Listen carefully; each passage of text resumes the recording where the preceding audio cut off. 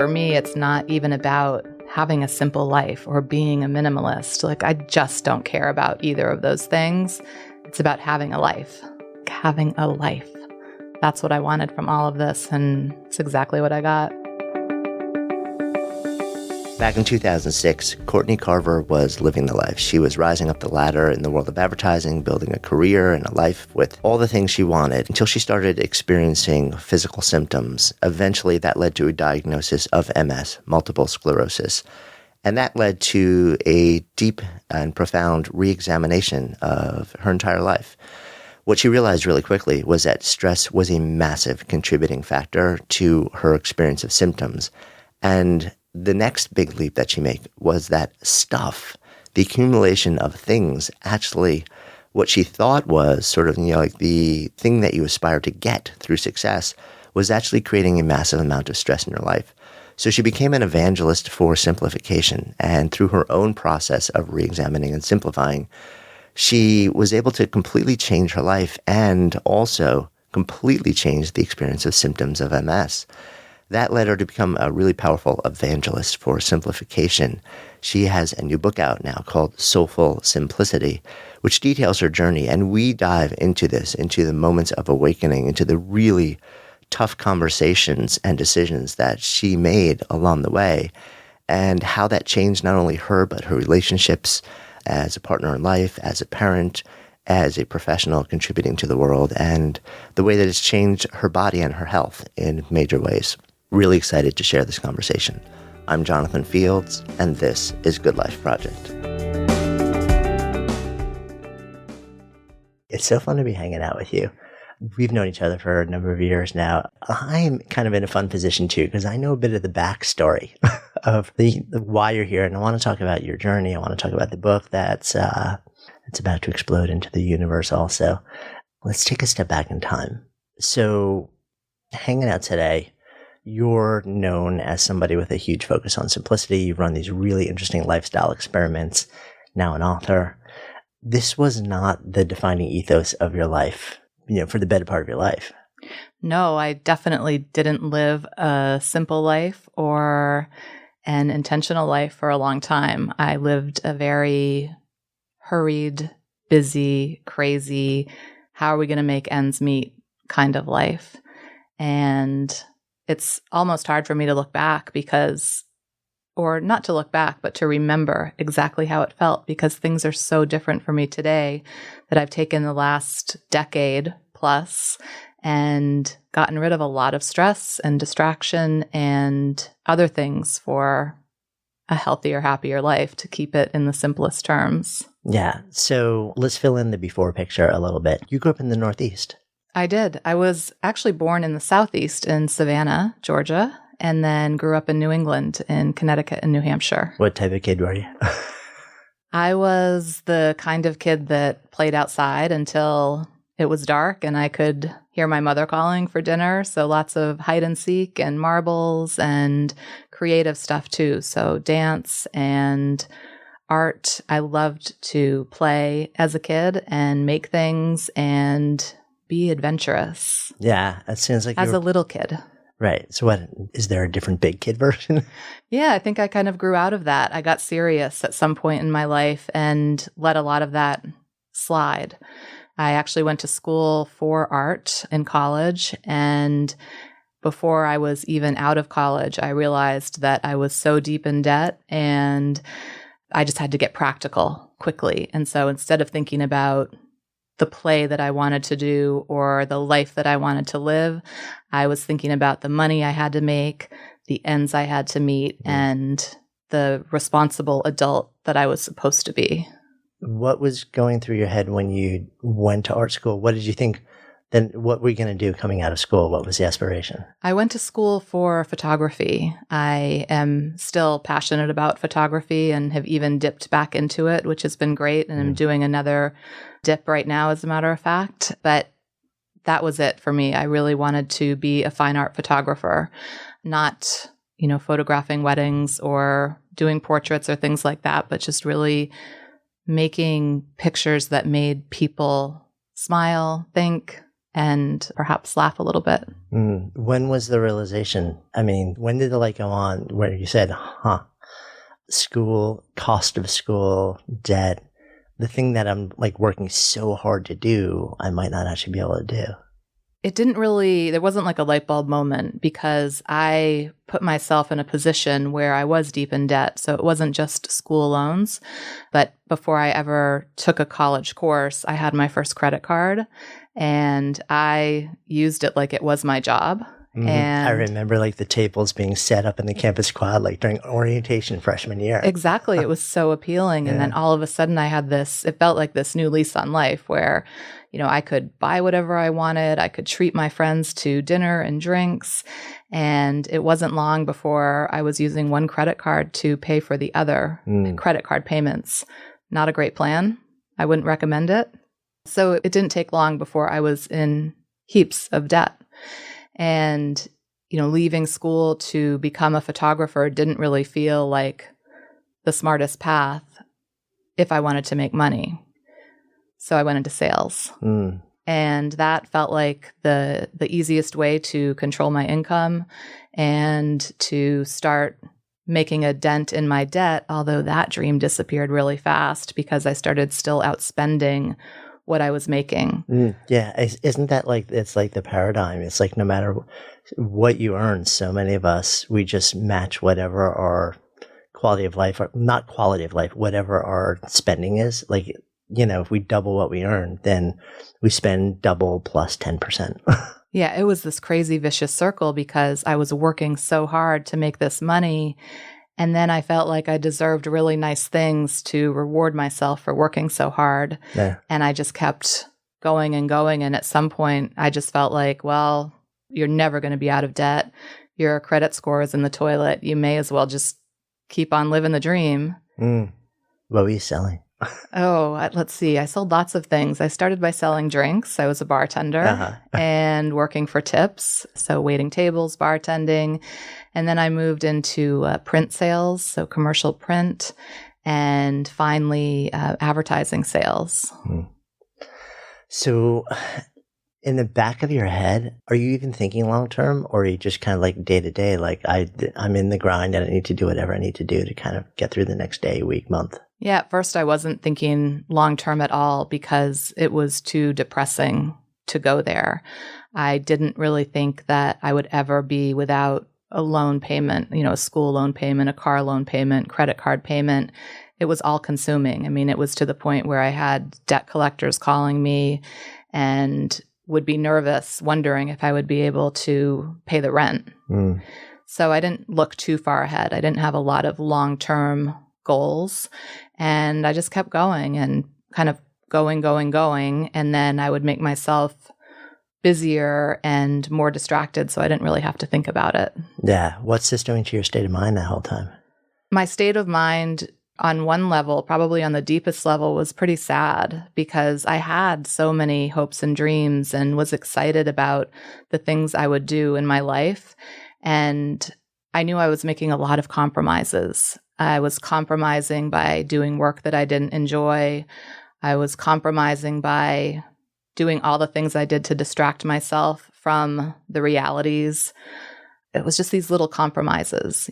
Eventually when I had my daughter, telling her, I'll be there at a certain time and not being there, or saying just a minute and it would really be an hour, like all these little compromises. So I think I was sad, but I did a really good job of pretending to be happy and to prove to people that everything was cool.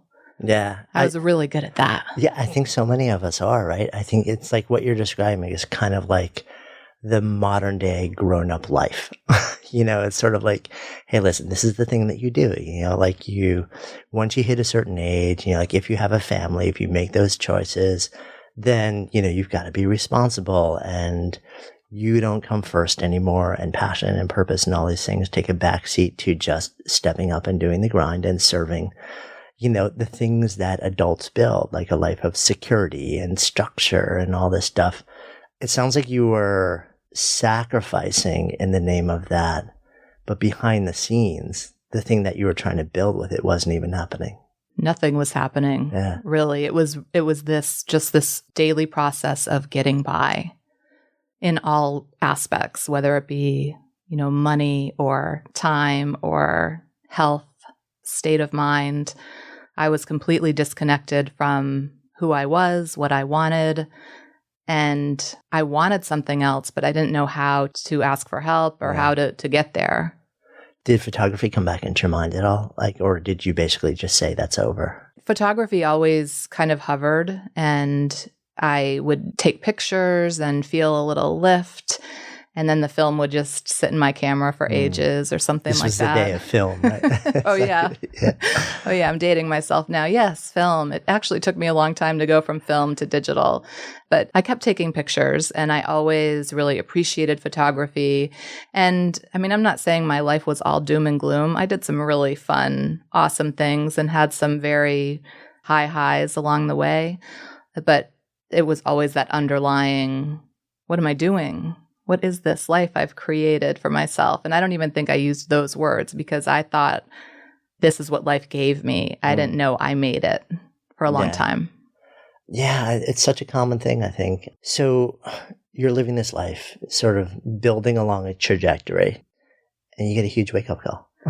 I got a huge wake-up call, and it's funny because all of those years that I didn't think I made the mess, in an instant, I knew I could clean it up.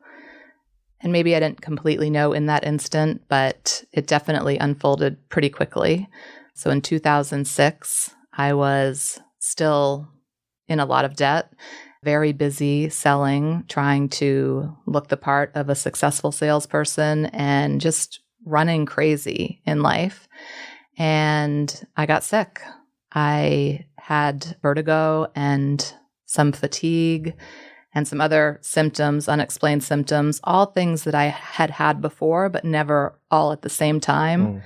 And I went to the doctor, and the doctor said, well, it looks like you have an ear infection. And I thought, well, that sounds about right. And at the time of all of this crazy, not feeling well, I was training for the MS 150, which is a cycling event in Utah to raise money for multiple sclerosis. I was working for a company, and my boss had MS, and I was riding to raise money for him, for research for him. And I couldn't ride my bike. I mean, I was too dizzy to practically walk. I was holding on to the walls a lot of the time. So there I was, couldn't get on my bike, wanting to train for this ride, and I didn't know what to do. So I kept doing more tests and more tests. Ended up doing a lot of neurological testing, and by July 2006, I had missed the MS ride and had my very own MS diagnosis. So really ironic timing, very scary, but within, I would say, less than a month, I knew I was going to change everything about my life. How did you actually find out that MS was a diagnosis? So this was pretty interesting. I was at work in my cubicle, and I was wondering, what was going on with my test results, because I had had a lot of inconclusive tests, MRIs, and some different vision testing. And that's pretty common. I mean, from what I know, it's common to have a lot of different tests and also misdiagnosis with MS, right? Definitely. Most MS patients are 10 years into it before they're ever diagnosed. I didn't realize that. And I think I was a good 10 years as well, because looking back, I can see I dismissed so many of the symptoms to, I had a bad day, or I pulled a muscle or pinched a nerve. They're very easy. The milder symptoms are very easy to dismiss. And I finally had a spinal tap to determine, this is a very conclusive test to determine what it was. And I called to see about my test results, and the nurse answered the call and said, oh, I've got your results right here. Yeah, no MS. I'm like, wow, what do you think we should do? And she said, I don't know. We should just take a wait and see approach. And she said, I can't believe they didn't call you with these results, a week ago. And I said, oh, well, I just took the test a few days ago. And she said, oh, let me call you back. In that moment, I kind of knew what was coming. And she called back and said, oh, yeah, you have MS. Just matter of fact. Matter of fact. Like she delivers that news all the time. And I remember just sitting in my cubicle thinking, don't cry, don't cry, don't cry. You're in the office. Keep it together. And it was all I could do to get out into my car and just cry all the way home.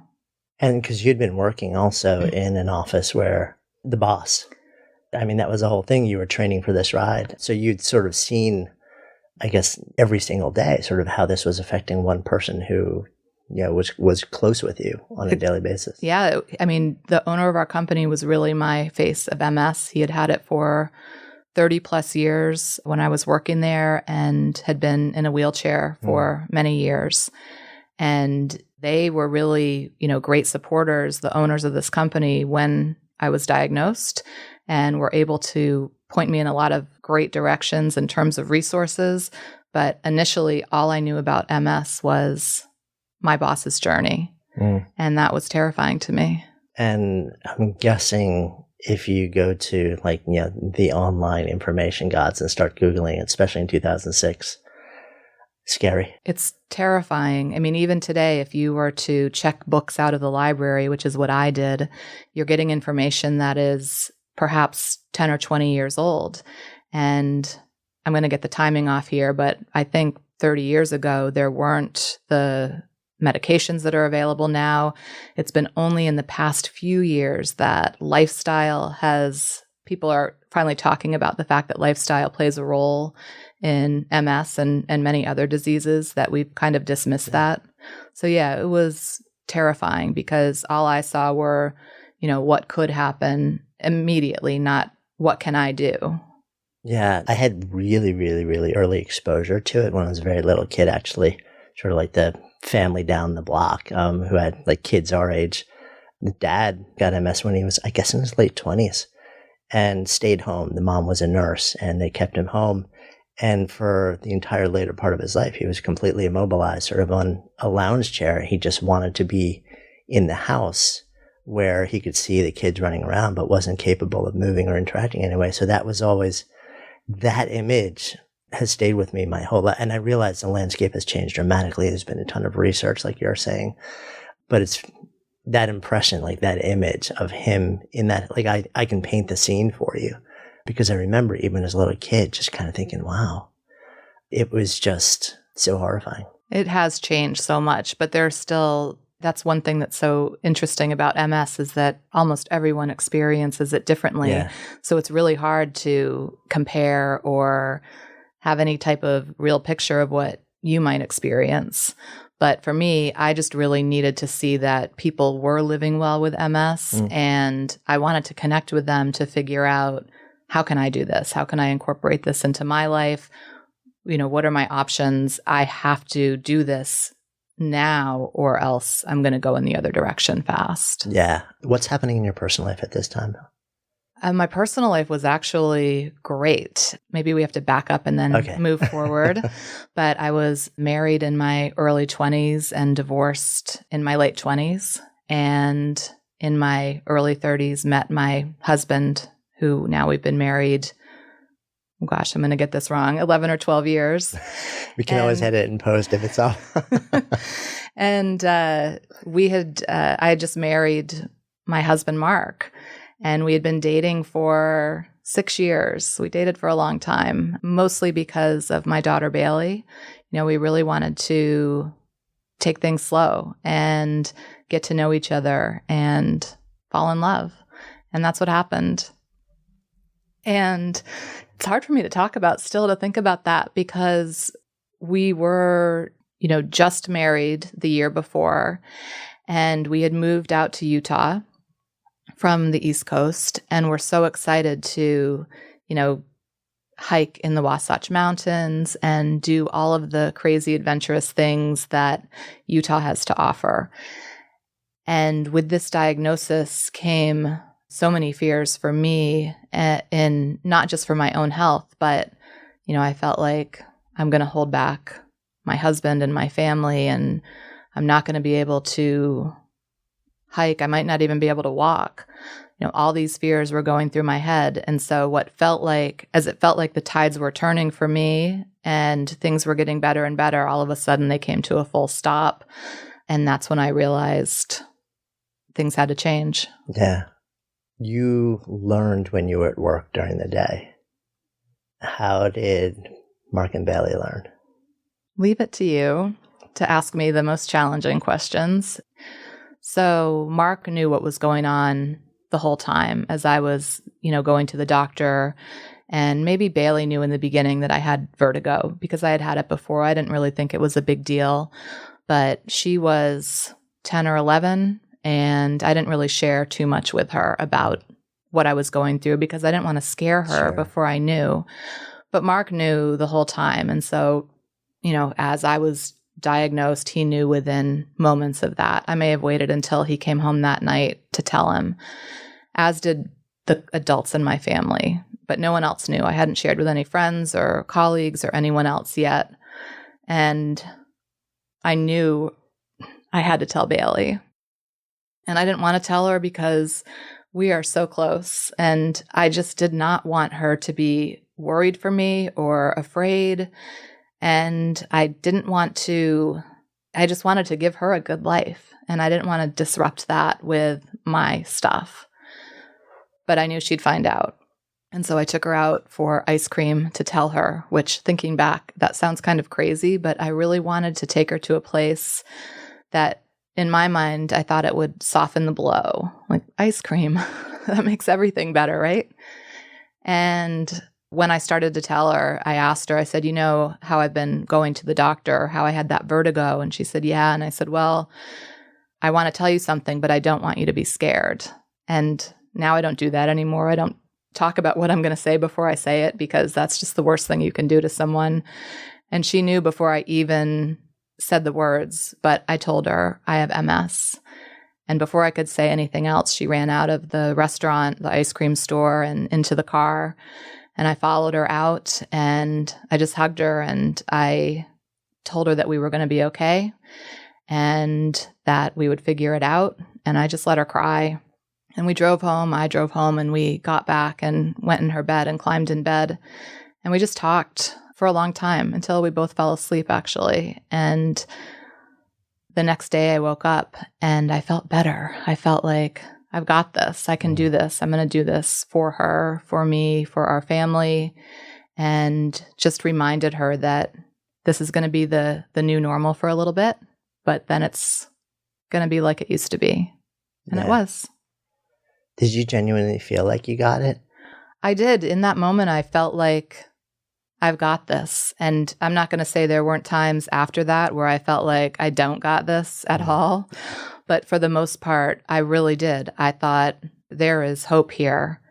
And I think whenever we can let the hope in a little bit, it conquers a little bit of that fear and uncertainty. And of course, I didn't know what was coming or what was next. And there have been some scary moments. But since that moment, even until today, not knowing what will happen tomorrow, I know I've got this. Yeah. I mean, I would imagine that's such a big part of just the whole process of healing, living with. It's just uncertainty, and look, like we all have perpetual uncertainty, but this is different. And as a general rule, none of us, we don't move through life studying and learning how to equip ourselves to live in that space of profound uncertainty. That's got to be a big part of your journey, I guess. Yeah. What's interesting about it, or I think kind of great about it, is that it makes a lot of the other uncertain things way less important. Yeah. The things that I used to worry about, I just let it go. I mean, it wasn't even, and I'm trying to think of a specific example, but even though I was still having a lot of, money issues and all kinds of other things, at least for those first few months, I let that go completely and just decided to focus on me. I had permission to say nothing else matters right now. My only job is to figure out how to be well physically. I wasn't even thinking about the mental game yet. Yeah. It was just, how am I going to be well physically? What can I do to take better care of myself? What do I have to do to live well with this disease? What really matters right now? Yeah. So you travel down, to a certain extent, a traditional path of, like involve, okay, so now from a medical standpoint, what do we do? What are the available treatments? And taking that path. But you made like another connection, which kind of boggles my mind. And I've always been curious how deliberate this was and how quickly this happened. It seems like you saw this axis between stuff, stress, and symptoms. Yeah, that didn't occur to me until much later. The stress did. I knew the stress was a big deal from the get-go, just from the research I had done. And I knew it came from all directions. So the stress from the food I was eating, the stress from the lifestyle I was living, any kind of stress was potentially debilitating for me and for most people, I think. But I didn't put the stuff connection together or the simplicity element of any of this until it's probably a good year, even though I had started clearing out clutter and stuff. I didn't realize how stressful it was. I didn't know I was simplifying my life. I just knew I was getting rid of stress. And I wanted room. I wanted space. I wanted a place to heal. So what are the first steps that you took along that? Like, when did the light start to go on? Like everything was connected here. Well, I realized that it was the thread of every change that I made was simplicity. I simplified my diet. I simplified my finances. I simplified my clutter. But in the beginning, it was just, okay, I'm not going to eat certain foods anymore. I'm going to experiment. I'm going to try and see what works best for me. And then I would try other foods and would finally come to a place that felt okay. And I continue to do that.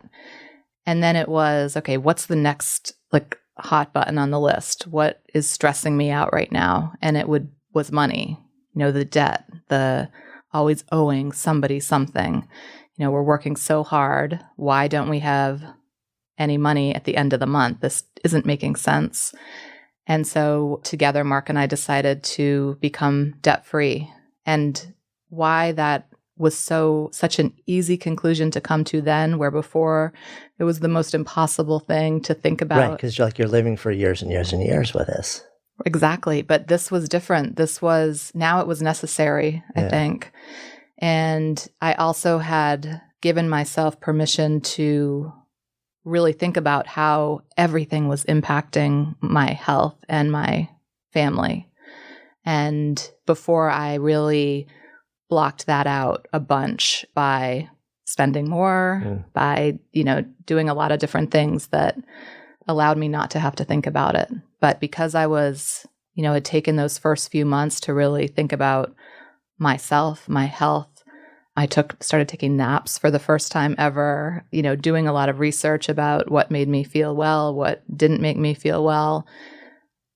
I had to consider these other things, and debt was a huge part of it. And we just decided, that's it. We're done. We're going to stop spending and we're going to become debt-free. And it didn't happen overnight by any means, but after a couple of years, maybe 3 years, we paid off all of our debt. And at the same time that we were doing that, since we weren't bringing new things in, it was the perfect time to really make some headway with our stuff and clutter that we had been collecting our whole lives. Yeah, as most of us do. Are you noticing along the way that with each experiment, you're feeling physically better? Were you actually able to correlate a difference? I think I felt better before there was an actual physical reason to feel better. Huh. Only because I was paying attention, and again, there was that hope that, okay, I can do something about this. Yeah, sense of agency.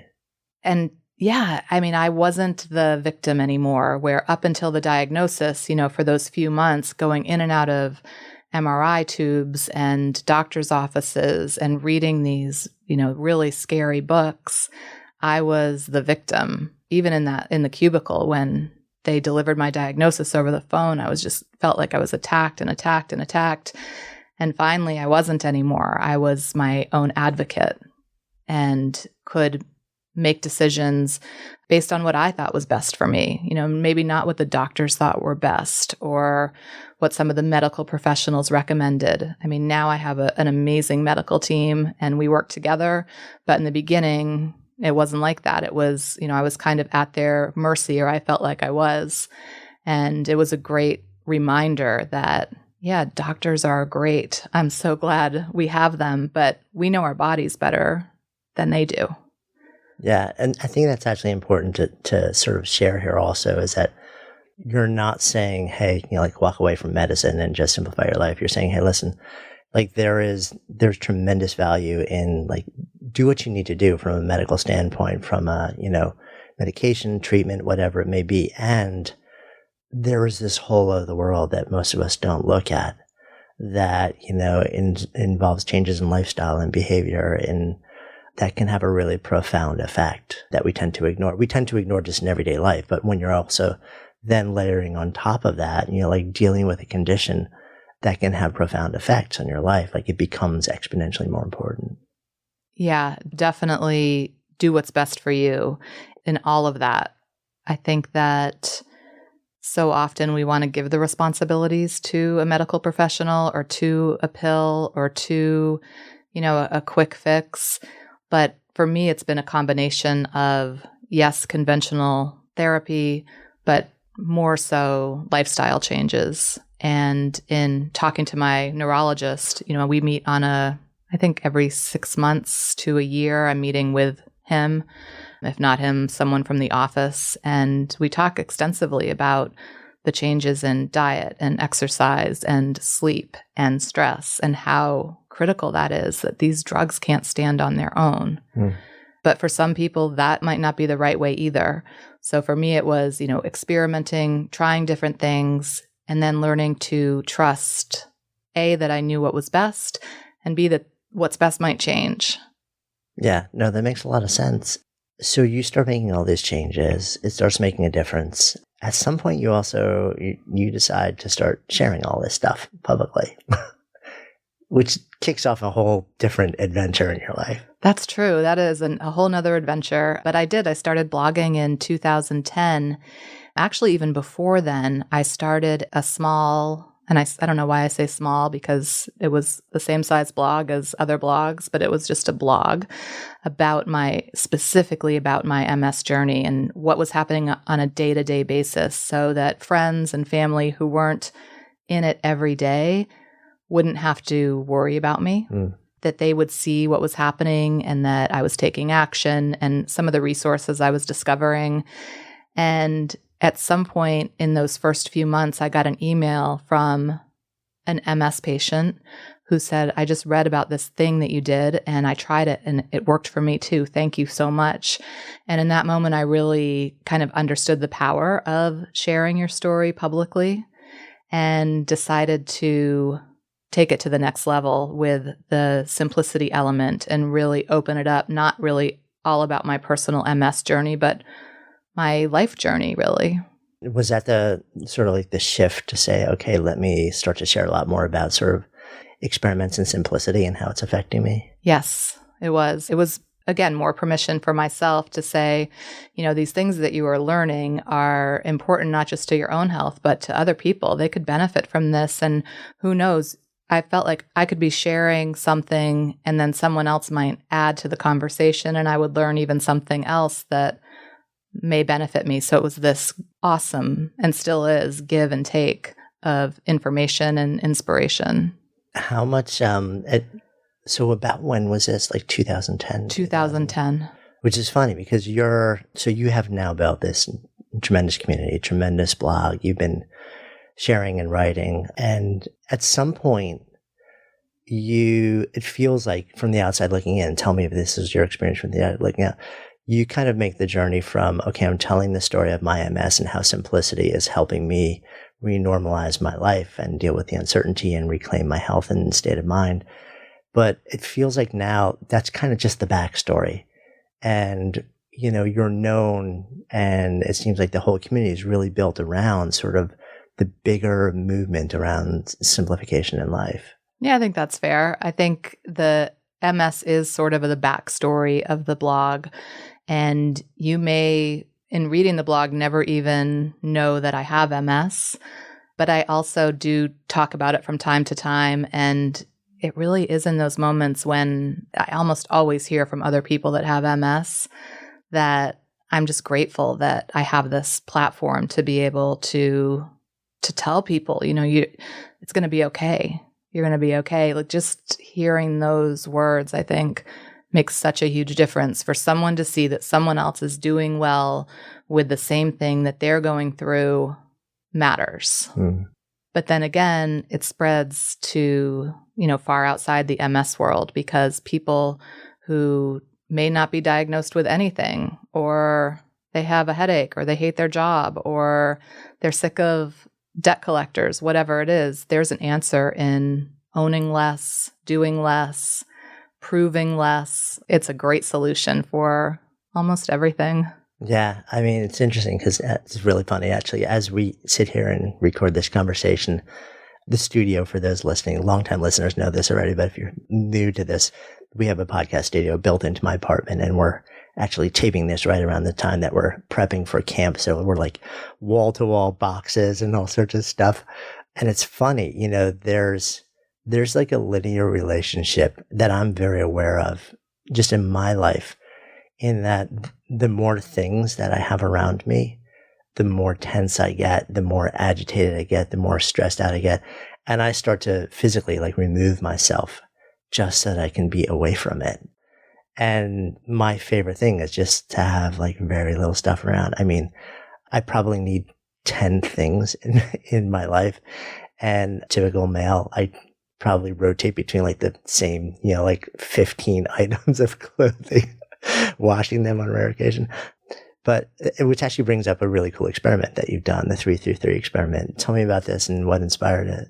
Yeah, so shortly after I started the blog in 2010, I decided to attack my closet, which I haven't mentioned before, but it was a huge source of stress because it was just overflowing. Do you find that that's common with speaking to a lot of people over the years? Very. I think the closet is definitely a problem area in terms of clutter. We just hold on in that space, A, and B, we just shop. It's so easy to add to the closet and so hard to let go, because either we feel like we've spent too much on an item. We have a lot of guilt, I think, associated with our clothes. And maybe that's more so for women than men. At least I hear more from women, about, well, I just bought that, or I thought that these shoes were so wonderful. And yeah, they give me blisters, but I spent so much on them, or whatever it is. We really have a lot of emotion tied up in our closet. And my approach to change until then had been pretty slow and steady, because I really wanted it to stick this time. But with my closet, I knew that was not going to work. I mean, it wasn't just my closet. It was closet, drawers, boxes, clothes for decades that I had held on to. And I was still probably wearing the same few things over and over again anyway.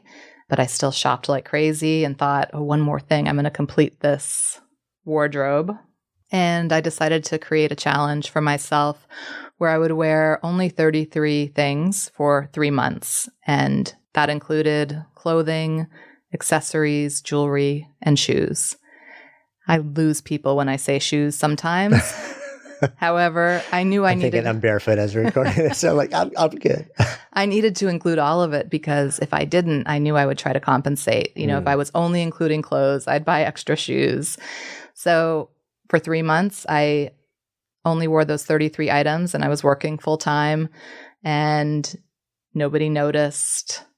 I was happier, and I decided just to keep going with it. And so to this day, I still dress with 33 items or less every 3 months, and many of the items from each 3 months carry into the following season. So it's not, 33 new items every 3 months.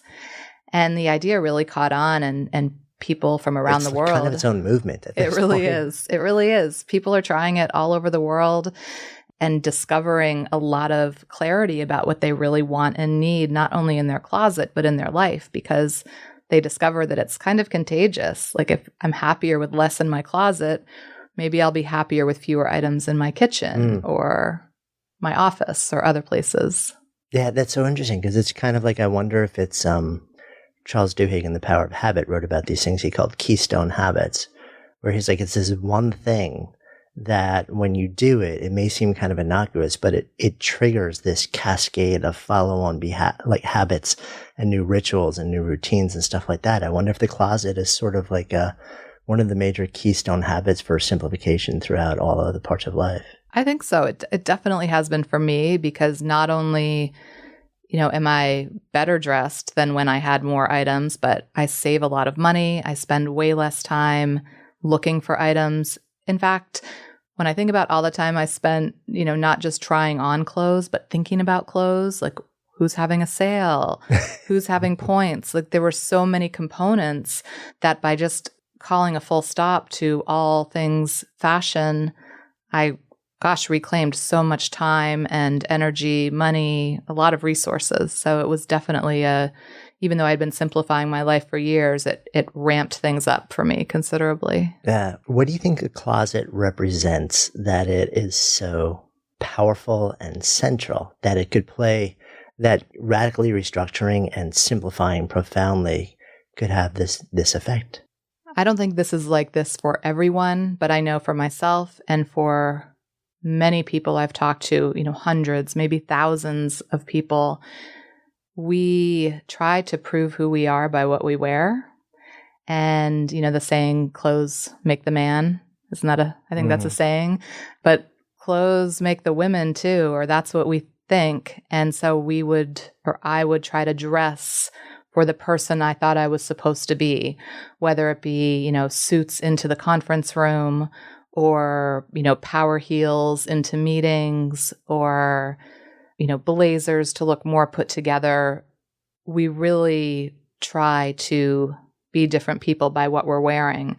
And whether that's from, what we see on TV or from people around us over the years, I don't know how that came to be, but I know it was a big thing for me. And to discover that nobody even noticed what I was wearing. I was like, all those years, like, I tried to show who I was, but by what I was wearing. And it really goes unnoticed. It is a huge mind game. Yeah, it's almost like the closet is a proxy for belonging. And the fear is if you somehow minimize it, you're not going to belong anymore. It was like your experiments have shown the exact opposite, that maybe you get mind space to actually serve that need for belonging in much more meaningful ways because now you've created the space for it. Absolutely. I mean, you see people that do uniform projects and wear the same thing, for instance, every day. And you have also, I'm sure, heard about people like Mark Zuckerberg or, Right. Yeah, it's like a decision-making thing. Yeah, wearing the same thing every day so they don't have to put any thought into it. And it makes a lot of sense. And it does open up a lot of space in every direction. So now we're years into this experiment now for you. And so I'm going to make an assumption that you've kind of hit every major area of your life. Looking at your own process and looking at the now thousands of people that you've had a chance to sort of interact with around the different areas of life, is there one particular area that you find is sort of the biggest challenge or the biggest sticking point in terms of really simplifying a part of life? The thing I hear the most about is really the closet. Oh, it's a closet. It really is. I mean, people consider trying this challenge for years before they do it. In most cases, this is so, because it's so foreign to me. But they hear about it. They hear about it for the first time and they think, that's so weird, or she's so weird. Yeah. And then they hear about it again somewhere and they think about it. And I just can't tell you how many times I've heard from people like, I don't know why I waited so long. This is so much easier than I thought it would be.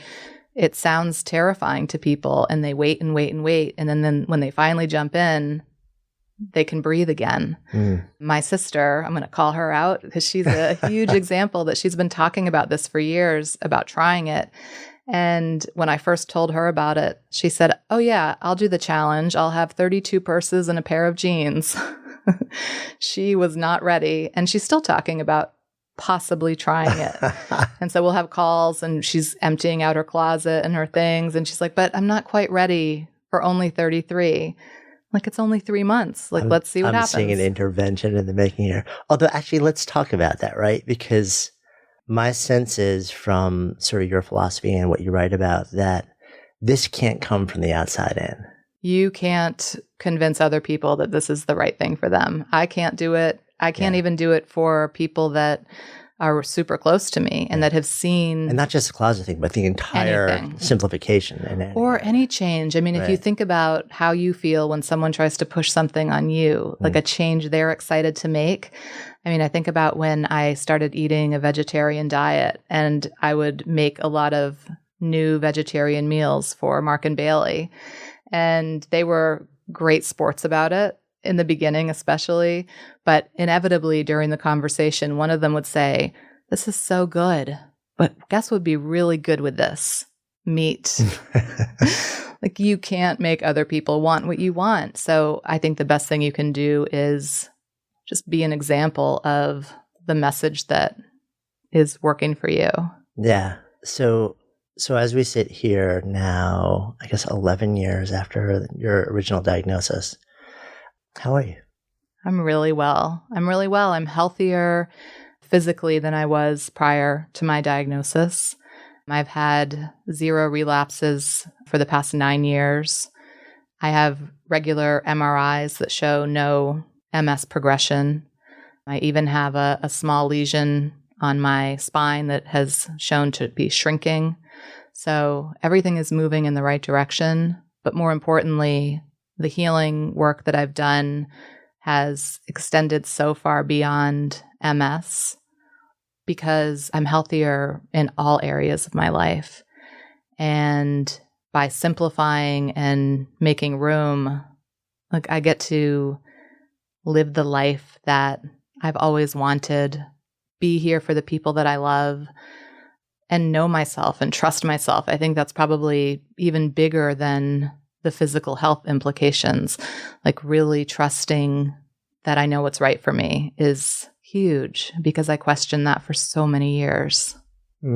Did others question that? Did others question that you knew what was right for you? I don't think so. I think from the outside looking in, people thought I had it together. And maybe people that knew me best questioned that from time to time. I don't know. I haven't had a lot of conversations about that, but I think I did a really good acting job for a long time. And now you don't have to act. I don't have to act or pretend and that, I mean, the pretending thing was huge. And to the point where I even believed it myself. Like, I, for instance, thought for a long time that I was an extrovert, which I know will make you laugh because you kind of know me. And I pretended that at work. I pretended that just in day-to-day life. I think everyone kind of thought that, but I definitely believed it for a long time. But when I was finally able to be all the way me, and it took this devastating diagnosis to do that, but wow, that was such a relief. Like, it was just, I could breathe. I could be happy, like genuinely happy for no particular reason. I didn't need anything to lift me up anymore. So you reach a point in your life where things are pretty awesome. And then, you guys didn't see that, but Courtney's just like, what? Is there something I don't know? You decide to write a book. Oh yeah, that. Talk about the opposite of it's like a 3-time author. Talk about the opposite of simplicity. First, why? Why now? I mean, you're making a difference in so many people's lives. You've got this huge global audience. You're doing great work in the world. You can reach them in, like the touch of a send button. Why a book and why now? I have wanted to write a book for a long time, and I didn't even know what I wanted to write the book about in the beginning. But as much as I enjoyed photography, I've also really enjoyed writing, and I've always really loved reading books. And I've had this just desire to write a book. And as the blog was growing and more opportunities came up and I started to really develop the stories that I was sharing, it made sense to me that this was the right time. But it wasn't the book that you thought you were going to write. It wasn't. It's taken a while. I mean, when people say it takes months to write a book, I would say it takes years to write a book. Yeah. I've always wondered about that too. Write a book in like a month. Yeah. Well, it's funny because a lot of the the writing might happen within 6 months' time. Right.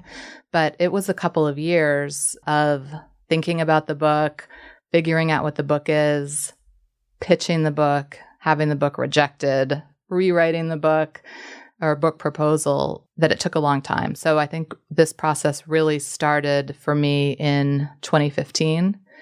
And it was a good, maybe even sooner than that, but a good year and a half before I finally knew what the book was. And it took time. And I think that it's a great combination of stories, personal stories, and action items, ways that you can incorporate simplicity into your life, very specific actions. But some people told me not to include any of the personal story, go straight self-help. Yeah, because I remember when we first had conversations about it, that was kind of the concept you were thinking about. You're like, well, that's what you have to write. That's the book in the space. Let's just make it like 100% prescriptive. But yeah, and then I really thought about the people now who read my blog, especially the people that have been with me for many years, and what they respond to. And yeah, they love the 10 ways to do this and may find some value in that. But it's when I write about a specific story or something that I've experienced that I get the most moving emails or, I guess, connection. And I wanted that to be part of the book. I wanted there to be connection, because without that connection, I don't think there can be any inspiration to change. Yeah, no, and I think it definitely, it comes across. It's fun for me to sort of be behind the scenes and having, seen what the initial concept was and seeing you basically reach a point where you're like, you know what, I'm giving myself permission to write the book that I need to write. Well, and I think you might remember when I really didn't want to write the book proposal at all. Like book proposals, I had done them before. I think anybody ever likes to write book proposals. No, I didn't want to do it. And I was I was stomping my feet over it. And so I hired an editor to write the first proposal. And it felt so good just to let it all go and let her take it over. And she did a wonderful job, but it wasn't my voice. It wasn't my story anymore. Things really got lost, and it was a hard pass from many, many publishers. And when I got the feedback from, various publishers about what they liked or didn't like about it, I rewrote it myself and just said, this is how it's going to be. The commas aren't going to be in the right place, but this is the proposal. And that is the one that stuck. Yeah, I think it's interesting because on multiple levels. One is about, okay, so, when it comes to anything prescriptive, nonfiction, people just want formula. I don't entirely agree with that. And then also you experience the same thing almost on a meta level when you're writing the proposal to sell the book is there was a disconnect. There's something that's not quite the voice isn't coming through with enough power to make me want to stand up and say hell yes to this. And it wasn't until you said, no, this has to be 100% me, that somehow the lights started going on for people and saying, oh yeah, this. Yeah, it took a while, but now it's a real book. Yeah, no. It's a grown-up book. And it's great. And there's so much. It's interesting because it's almost you may even say this somewhere, and it's almost like a love story. But it doesn't feel like it just, okay, read this chapter, do this, read this chapter, do this. There's tons of great prescriptive stuff in it, but I got to know things about you that were new to me and that made me curious and also just made me want to follow along and let me believe that certain things are worthy of trying as somebody who's sort of not deeply invested in the world of simplicity and minimalism. And actually, let me ask you about those two words, minimalism and simplicity. What's the relationship there? I mean, for me, it's not what you call it that matters. And I don't find, at least in my own life, that there's a big difference between the two.